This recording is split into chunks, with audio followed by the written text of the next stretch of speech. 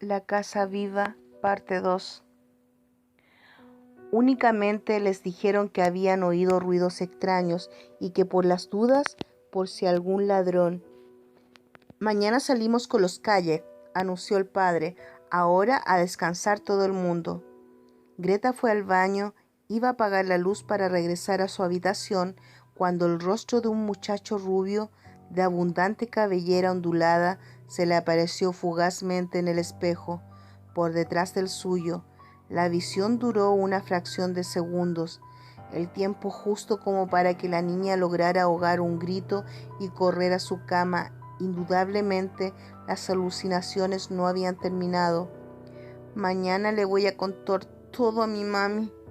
Si guardo en secreto todas estas fantasías, voy a acabar viendo extraterrestres, pensó. Pero por esta vez les pidió a sus padres que le permitieran descansar con ellos, como cuando era chiquita. Un rato después, los 4 alcobres dormían. Primero fue un chasquido proveniente de la cocina y que nadie oyó enseguida, otro más fuerte que el anterior. Algo se estaba requebrajando. De inmediato un ruido como de cristales que se parten contra el piso. Entonces sí que los 4 se despertaron. Se apuraron en llegar a la cocina. Todos los azulejos de una de las paredes se estaban despegando como figuritas de papel, separándose varios centímetros del cemento antes de estrellarse contra las baldosas del suelo. En pocos instantes esa pared quedó casi desnuda. Los chicos se asustaron mucho, por supuesto, pero el padre opinó que se trataba de un mal pegamento y que la dilatación de los materiales y que ya le iba a reclamar al arquitecto que se había encargado de las refacciones. La madre puso en marcha el ventilador del techo para refrescar el ambiente cálido de la cocina cerrada y los invitó a otra vuelta de chocolate mientras le ofrecía un licorcito helado su marido. Una pausa amable antes de regresar a la cama después de aquel disgusto. Así pues, los 4 se sentaron en torno a la mesa redonda instalada debajo del ventilador. Charlaban acerca de lo acontecido sin darse mayor importancia. Un crack seguido de otro y de otro más le hizo elevar las miradas hacia el techo. Varias grietas se comenzaban a dibujar allí, exactamente alrededor de la parte central del ventilador que giraba normalmente. El último crack fue la alarma de que el artefacto amenazaba desprenderse. «Levántense, salgan de acá rápido», gritó el padre, mientras él también abandonaba su puesto en la mesa. Los 4 consiguieron salir de la cocina con la celeridad necesaria como para salvarse de lo que podía haber sido una catástrofe. El ventilador del techo se desprendió, girando enloquecido, y girando aún, se desplomó sobre la mesa. Instintivamente la madre se llevó las manos al cuello. Los demás la imitaron y tragaron saliva. Indemnización, eso es, indemnización por daños y perjuicios. Eso es lo que voy a pedir, incompetente de este arquitecto. ¿A quién hizo instalar las cosas? Podríamos haber sido degollados. Es como para denunciarlos a este inútil. Así protestaba el padre furibundo, una vez que el nuevo accidente había pasado sin otra consecuencia que el gran susto. Mañana a la tarde lo voy a ir a buscar. Su estudio de la resolana, y si no está, sus empleados van a hacerse responsables. ¿Qué se cree ese? Cualquiera de nosotros podría haber caído degollado. Calma, Juan. El estudio no abre hasta mañana a las 6 de la tarde. Hasta entonces, calma, por favor, ¿eh? Claudia trataba de serenar a su marido. A la media hora, los 4 se retiraron a dormir siquiera un rato. Qué mañana radiante la de aquel viernes, totalmente propicia como para tranquilizar los ánimos más alterados. Y el mar, con el oleaje ideal para salir a dar vueltas con los 2 kayaks. «Primero yo con papi», exclamó Greta, mientras se apresuraba a calzarse el salvavidas. «¡Qué viva ese!», quejó Marvin. El padre no los dejaba salir solo. La mamá ni soñar con que iba a encerrar medio cuerpo en esa canoa tipo esquimal y a luchar contra las olas con la única asistencia de un remo. Así fue como Greta y su padre se lanzaron al mar, cada uno en su correspondiente kayak. Marvin decidió nadar un rato. La madre se embadurnó con bronceador y se reclinó una reposera de cara al sol. De tanto en tanto controlaba que sus 3 deportistas anduvieran por allí con una mirada atenta, ya bastante alejados de la costa, pero no tanto como para que pudiera considerarse una imprudencia. Greta y su papá disfrutaban del paseo sobre una zona sin oleaje. Iban en fila india, a 25 o 30 metros de separación uno del otro. De repente Greta vio unos brazos que salían del agua y que se aferraban a su kayak, como si quisieran ponerlo del revés. ¡Papi!, gritó espantada. Los brazos que subían del mar se forzaron y pronto la cabeza del torso de un muchacho estuvieron junto a los de la niña. La cara hinchada, amordatada de labios violáceos, la cabeza rubia de pelo abundante y ondulado. El mismo muchacho que le había parecido ver la noche anterior, reflejado en el espejo del baño. ¡Papá, socorro!, volvió a exclamar Greta una y otra vez antes de que esos vigorosos brazos juveniles lograran dar vuelta a su kayak. Pronto empezó a sentir que se ahogaba, atrapada como estaba en la pequeña embarcación. Sintió que la besaban con desesperación y que aquellos brazos la arrastraban hacia las profundidades, rasguñándola en el brutal intento de llevársela consigo. El padre se deshizo de su kayak y nadó hacia el lugar a donde había visto hundirse a su hija. Logró rescatarla después de una pelea feroz con quien, en aquellos momentos de horror, le pareció un embravecido animal marino. Cuando llegó a la costa con su hija a la rastra, la reanimó. Greta ya abría los ojos y volvía a respirar por sus propios medios. Fue en ese instante cuando el papá advirtió que su mujer no se encontraba en las inmediaciones. La reposera, la revista, los anteojos de sol tirados en la arena. De ella, ninguna otra señal. Volvió a la casa cargando a Greta en brazos. Nadie estaba allí. Angustiadísimo, tomó el teléfono y llamó a la policía, al servicio de guardavidas de la playa cercana al puesto sanitario. No había concluido aún con sus desesperadas comunicaciones cuando una ambulancia se detuvo en la puerta de la casa viva. De ella bajó Claudia llorando desconsolada. De ella bajaron una camilla en la que yacía Marvin inerte.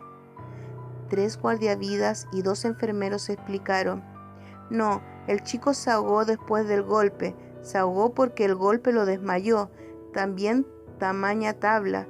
El impacto fue terrible. Nosotros lo sacamos con la mayor rapidez posible, pero ya no había nada que hacer. Mire qué tabla sólida. Aquí está. Esa es la tabla de ser de Marvin, la que perdió el otro día, gritó la hermana, tan sin consuelo como sus padres. Y los 3 se abrazaron y lloraron juntos hasta casi agotar las lágrimas. Por supuesto, al día siguiente de la tragedia, los Alcores regresaron a la ciudad. La casa viva fue puesta en venta de inmediato y por 1/4 parte del precio de lo que en realidad valía. Querían deshacerse de ella lo antes posible. Aún sigue en venta, y eso que transcurrieron 4 años de aquel desdichado suceso. Ni siquiera logró alquilarse. Es probable que los rumores en torno de lo ocurrido a la familia Alcore haya circulado con rapidez también. Seguramente volverá a quedar abandonada por Juan y Claudia en esta ocasión, tal como cuando ellos la descubrieron había sido abandonada por los Padillas, por los Caride y por los Ayerza. Claro que los padres de Greta y Marvin ignoraban ese detalle. De lo contrario, ¿acaso pasen 15 o 20 años hasta que el muchacho rubio de pelo ondulado y abundante vuelva a tener otra oportunidad? ¿Otra oportunidad de qué? ¿De enamorarse? ¿De que se enamoren de él? A la inmobiliaria de Villa La Resolana le interesa su negocio. Además, a ello no le consta de que ciertos hechos hayan sucedido tal como se rumorea. Opinan que se trata de desgraciadas casualidades y que la gente suele ser muy impresionable. Por eso se cuidan mucho de divulgar lo que cuentan algunos de los más viejos lugareños. Dicen que esa casa había sido construida a principio de siglo por la familia Padilla. A ella pertenecía Gastón, un simpático jovencito de 12 o 13 años, de pelo rubio ondulado y abundante, el mismo que había muerto ahogado ahí nomás, frente a la casa, pocos días después de que la habían entrenado. Su abuela, la única moradora que quiso permanecer en la residencia hasta su propia muerte, que fue de puro viejita nomás, aseguraba que el fantasma del pobrecito de su nieto preferido vagaba por allí, almita en pena a la que ella no podía dejar sola. Varios años después, los Caride y más adelante los Ayerza, familias que compraron la casa sucesivamente, dijeron al abandonarla que en ese sitio sucedían cosas muy raras. Algunos cuentan que tanto los Caride como los Ayerza habían estado a punto de perder una de sus hijas menores, ahogadas en el mar mientras pasaban allí sus vacaciones, y que los muchachos de ambas familias, hermanos o novios, sufrieron extraños accidentes como si el ánima se hubiera sentido celosa de ellos. Otros, los más imaginativos y soñadores, dicen que ningún fantasma puede descansar en paz si, mientras fue un ser vivo, nunca ha estado enamorado, o lo que es acaso más triste, si muere cuando aún nadie se ha enamorado de él. Cuento de los angelitos. Hacía pocos meses que el matrimonio formado por Cora y Eloy Molina había llegado, con sus dos pequeños, a la gran ciudad, huyendo de la vida miserable que llevaban en su pueblito. Sin embargo, tuvimos mucha suerte, decían. Esos pocos meses habían bastado para que Eloy consiguiera un trabajo que le permitía alquilar una vivienda en los suburbios y soñar con que ya habrían de llegar tiempos mejores. Cora se había empleado como doméstica.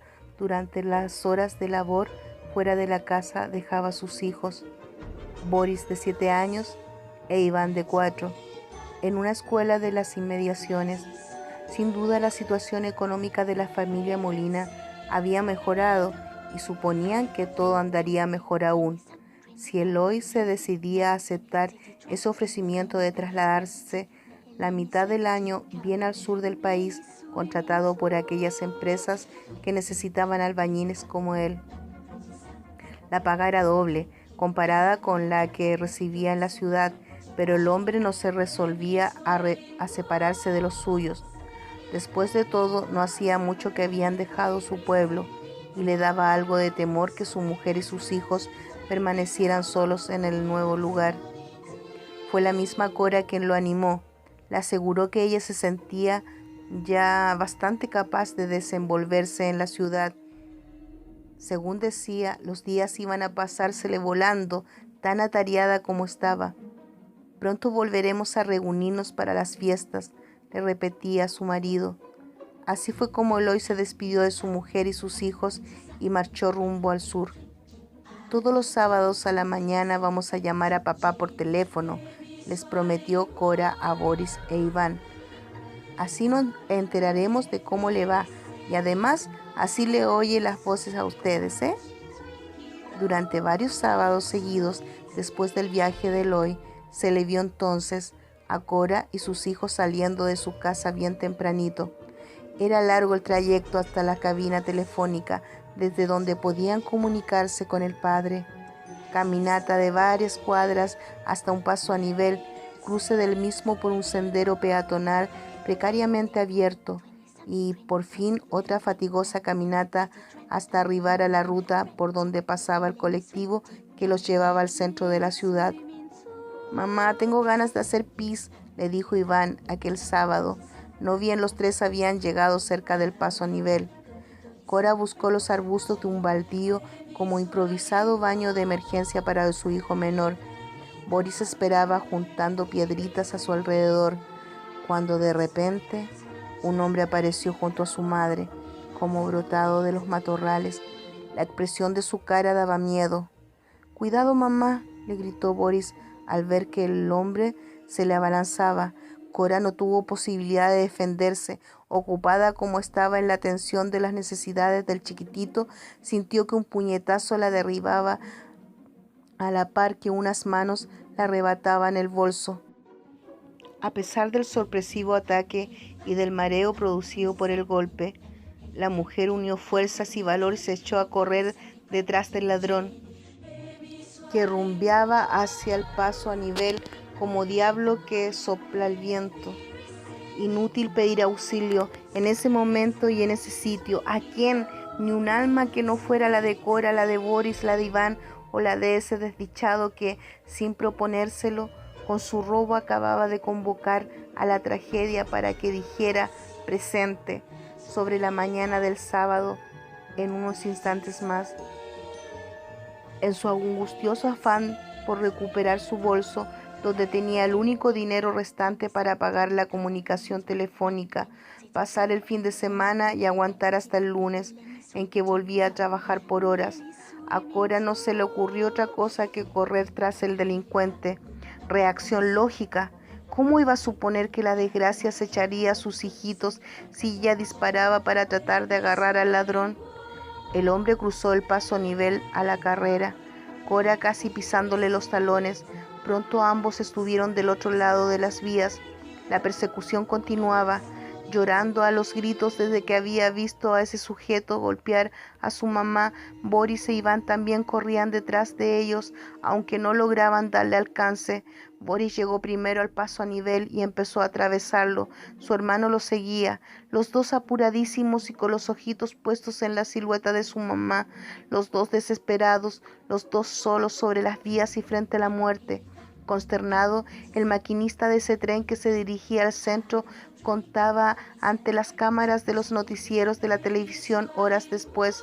No pude evitarlo, esos angelitos se me aparecieron de repente. Fue terrible, terrible, Dios mío, no voy a olvidarlo mientras viva. Nosotros tampoco, pobre mamá, pobre papá. Nadie escuchó estas palabras que sin embargo fueron pronunciadas una y otra vez el día de la tragedia, hasta que llegó la noche y se internaron en ella. Nadie las escuchó, pero ¿quién de nosotros puede oír fácilmente la vocecita de los ángeles? Los diarios informaron al día siguiente que la vida de Boris se hubiera salvado de haber recibido inmediata atención médica, que la criatura fue rescatada a tiempo por los bomberos, pero que no la recibían en el hospital de la zona hasta que, como es habitual en estos casos, se realizará la intervención policial, que se perdieron aproximadamente 2 preciosas horas hasta que este trámite pudo cumplirse. Que si se hubiese hecho esto o lo otro, hubiese, qué forma verbal inútil en circunstancias así. Se aplica para lamentaciones tardías acerca de lo que ya es imposible modificar y que son totalmente vanas cuando, como de costumbre, no se tiene en cuenta esa experiencia para prevenir desgracias futuras. Los hijos de los más humildes, como Boris e Iván, casi no tienen defensores durante sus vidas, mucho menos después de muertos. El drama fue rápidamente olvidado por los medios de comunicación masiva y por el público consumidor de sus noticias. Pobre mamá, pobre papá. Pasaron 20 años a partir de aquel sábado trágico para Eloy y Cora. Con los corazones destrozados, ambos siguieron trabajando como robots, aunque ya no le encontraban sentido a la existencia. Se esforzaban, sin embargo, para ayudar a criar a varios sobrinos a medida que su familia del lejano pueblito iba, también mudándose a la gran ciudad. En esta obra de solidaridad con los suyos encontraban a veces un poco de alivio para su dolor. No quisieron tener más hijos. El recuerdo de Boris e Iván se mantenía en ellos como una nitidez tal que sentían que ambas criaturas andaban por allí con sus almitas en punta de pies deslizándose por la casa, acompañándolos. como en el pasado, eternamente niños. De tanto en tanto a Cora le parecían oír sus voces y la tristeza la ahogaba. Entonces, con la misma intensidad que aquel día en que los había perdido para siempre. Pobre papá, pobre mamá. Lejos de la modesta casa de los Molinas, en una pensión de las tantas cercanas al centro de la gran ciudad, vivía el hombre a raíz de cuyo robo había muerto Iván y Boris, en total impunidad de su delito. No le había ido mal económicamente, astuto, ladrón como se había convertido, con banda propia y todo. Sin embargo, jugador empedernido, el dinero le duraba lo que un suspiro. Todos creían que esta situación de continua escasez era la causante de su mal humor, de su carácter hosco, huraño. ¿Quién iba a imaginar que un sujeto despreciable como aquel viviera como vivía, torturado por los remordimientos? Los años no lograban traerle la paz, aunque desde que aquello había sucedido se repetía que él no era culpable, que el accidente era producto de la fatalidad, que ni loco hubiera pensado en hacer tanto daño, si hasta había devuelto el bolso arrojándolo de manera anónima en el jardín de los Molinas 2 noches después de la tragedia y con casi la mitad de los billetes robados. No voy a olvidarlo mientras viva, Canejo, se decía atormentado por la culpa y por el vino. No voy a olvidarlo. Entonces, en su delirio, le parecía escuchar que unas vocecitas le susurraban lentamente: nosotros tampoco. Muchas veces a lo largo de esos años había tenido la sensación de que alguien lo seguía cada vez que debía tomar un tren. Era como si una pisada fuera recorriendo las suyas a medida que caminaba por los andenes. Por eso evitaba en lo posible viajar en ferrocarril. Un sábado, como tantos, se preparó para ir a las carreras. Hacía bastante calor y el mediodía amenazaba aumentando aún más, por lo que decidió no tomar el repleto micro que solía conducirlo al hipódromo y viajar en tren más aireado al menos. Ese día tuvo mucha suerte con sus apuestas a los caballos, ganó fortuna. La noche lo sorprendió, entonces contentísimo, esperando en esa estación de las afueras del tren de regreso al centro. Mucha gente circulaba por el andén, ya se veía a lo lejos brillar el foco de una locomotora en dirección hacia allí a toda velocidad. En instantes más se detenía junto al andén. El hombre se encaminó hacia el borde, quería ser de los primeros en subir a los vagones para conseguir asiento. Él era de los que, a toda costa y abriéndose paso a fuerza de codazos, siempre conseguía viajar sentado, pero esa vez no, ni sentado ni parado. La locomotora ensordecía con su silbato y ya todo el gentío se apretujaba en el andén.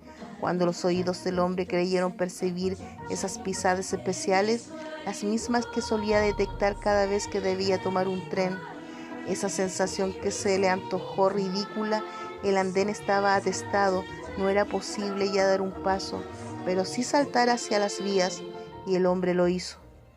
Al menos eso es lo que testificaron todos los que tuvieron la lamentable ocasión de verlo con sus propios ojos. El tipo se arrojó cuando se acercaba el tren, lo hizo pedazos, imagínense, fue un espectáculo espantoso, más porque parecía un hombre normal. Vea, estaba allí al lado nuestro, lo más tranquilo, y de repente ninguno de los testigos obviamente pudo enterarse de lo que en verdad sucedió, porque el episodio que realmente tuvo lugar en aquella estación solo lo conocieron el hombre y los angelitos. Tal cual se narra más arriba, el hombre había sentido que lo seguían hasta el borde del andén apenas. Entonces sí había tenido tiempo como para darse vuelta, cuando 4 manitos infantiles lo empujaron a las vías al impulso de un vigor sobrenatural.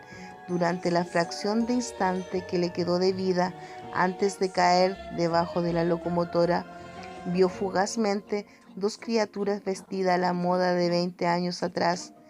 Ellas lo habían empujado y eran 2 varoncitos de corta edad, y los 2 lo contemplaron con miradas como vueltas para adentro, como de otro mundo, mientras él pensaba por última vez, ni muerto voy a olvidarlo, y ellos le decían, nosotros tampoco, pobre mamá, pobre papá.